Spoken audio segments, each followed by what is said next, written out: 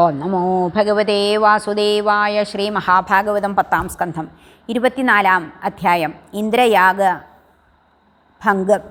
ശ്രീശുകൻ പറഞ്ഞു, ബലനൊപ്പം കൃഷ്ണനേവം ഗോകുലത്തിൽ വസിക്കവേ ഗോപന്മാർ തന്നിന്ദ്രയാഗ സംരംഭം കണ്ടിതേകത എല്ലാം അറിഞ്ഞും അജ്ഞൻ്റെ മട്ടില സർവദർശനൻ ചോദിച്ചു നന്ദാദി ഗോപവൃദ്ധരോട് വിനീതനായി, എന്തിന്നിസ്സംഭ്രമം താത, നിങ്ങൾക്കുദ്ദേശമെന്തുവാൻ?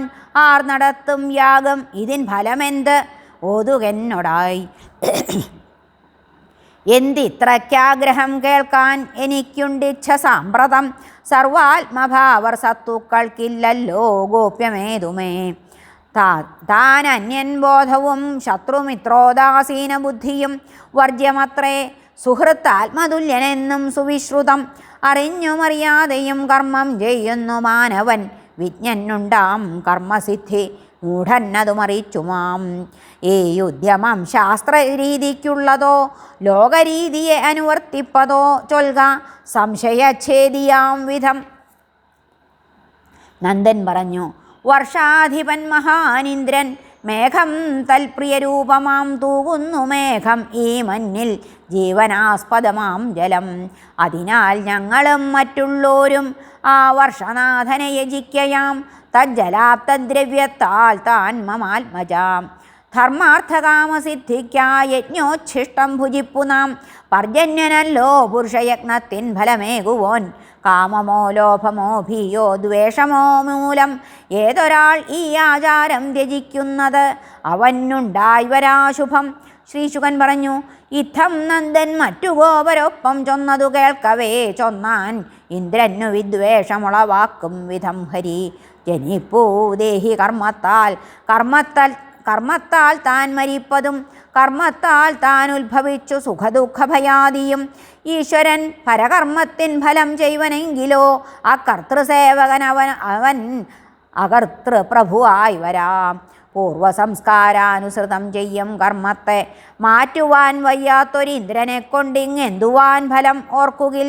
സ്വഭാവമനുവർത്തിപ്പൂ സ്വഭാവാധീനമിജ്ജനം. സ്വഭാവസ്ഥം ജഗത്തെല്ലാം സദേവാസുരമാനുഷം. കർമ്മത്താൽ ദേഹി നീചോച്ച ദേഹങ്ങളെടുക്കയാം. കർമ്മം താൻ ശത്രുമിത്രോദാസീനരും ഗുരുവീശനും. സംസ്കാരാനുഗുണം കർമ്മിച്ച ആത്മജീവന സാധകം കർമ്മത്തെ ദൈവമായി നണ്ണി പൂജിക്കുന്നതു താൻ വരം. ജീവനാസ്പദമാം വസ്തുവിട്ട് അന്യത്തെ ഭജിക്കുവോൻ ജാരതൽപരയാം ഭർത്തൃമതി പോൽ ക്ഷേമമാർന്നിടാ. വേദത്താൽ ബ്രാഹ്മണൻ ജീവിക്കണം.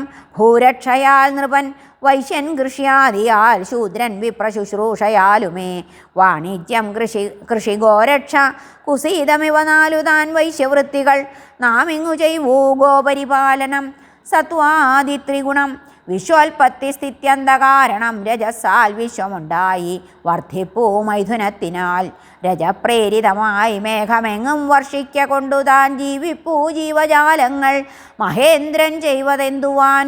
നാടില്ലൂരില്ല വീടില്ല നമുക്കെന്നല്ല. കാട്ടിലോ കുന്നിലോ പാർത്തു നാൾ പോക്കുവോരല്ലീ നമ്മളേവരും.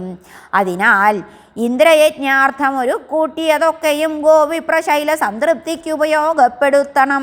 അതിനാൽ പായസം വത്സൻ നെയ്യപ്പം വിവിധാന്നവും പാലും തൈരും ഒരു കൂട്ടി പുറപ്പെടുക നാം ഉടൻ. ജ്വലിപ്പിക്കട്ടെ യാഗാഗ്നി വേദജ്ഞന്മാരവർക്കു നാം ഗോദാനപൂർവം വഴിപോൽ നാനാഭോജ്യങ്ങളേകണം. അശ്വം നായാടിപതിതൻ തൊട്ടോർക്കും തീറ്റ നൽകണം. ഗോക്കൾക്കുമേകി പൂജിക്കാം നമ്മൾ ഗോവർദ്ധനാദ്രിയെ. വസ്ത്രചന്ദനഭൂഷാദി അണിഞ്ഞൂണം കഴിച്ചു നാം വിപ്രഗോ വന്യദ്രികളെ വലം വച്ചു നമിക്കുക. എനിക്കും വിപ്രഗോ ശൈലങ്ങൾക്കുമേതാദൃശം മഖം സമ്മതം. താത ചെയ്താലും ഇഷ്ടമാണെങ്കിൽ ഈ വിധം. ശ്രീശുകൻ പറഞ്ഞു, ശക്രൻ തൻ ദുർമതം പോക്കാൻ കാലാത്മാവാം ജഗൽപതി ചൊന്നൊരാ വാക്ക് കൈക്കൊണ്ടാർ നന്ദഗോപാദ്യരൊക്കെയും. പിന്നെ സ്വസ്ത്യയനം ചൊല്ലിച്ച് അന്തണന്മാരെയും തഥാഗിരിയെയും ഗോക്കളെയും കൃഷ്ണൻ ചൊന്ന വിധം മുതാ യാഗദ്രവ്യങ്ങളാൽ പൂജിച്ചാശീർവാദവുമാർന്നുടൻ. ഗോക്കളെയും മുന്നടത്തി കാളവണ്ടികളിൽ തഥാകരേറി കൃഷ്ണവീര്യങ്ങൾ കീർത്തിക്കും ഭൂഷിതാംഗികൾ ഗോപിമാരും ഗോപരുമായി വലം വച്ചാർ ഗിരീന്ദ്രനെ.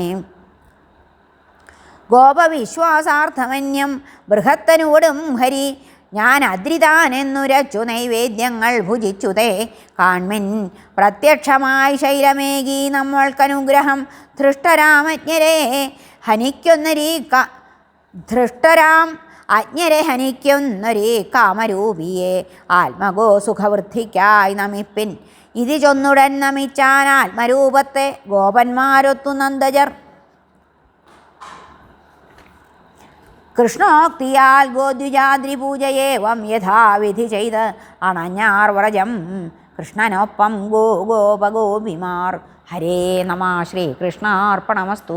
24-ാം അധ്യായം കഴിഞ്ഞു. സർവത്ര ഗോവിന്ദനാമ സങ്കീർത്തനം. ഗോവിന്ദ ഗോവിന്ദ. ഹരേ നാരായണ.